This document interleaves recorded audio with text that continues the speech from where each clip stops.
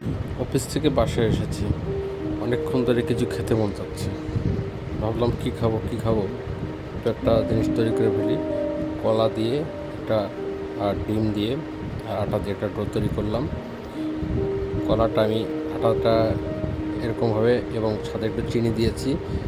ডোটা তৈরি করে দুটো ডিম নিয়েছি আর 5 চামচ আটা নিয়েছি, দেশি আটা। ডোটা এরকমভাবে তৈরি করেছি।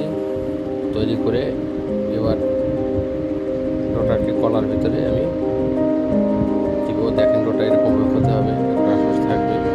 কলাগুলো এইভাবে কেটে নিয়েছি, এরকম পাতলা পাতলা করে কলাগুলো কেটে নেবেন। কেটে নিয়ে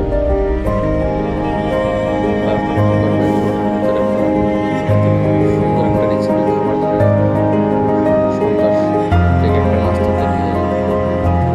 বেচারা মানুষ কী করবো, ডোটা তৈরি করে মনে করবেন যে তেলের ভিতরে এটা ছেড়ে দেবো।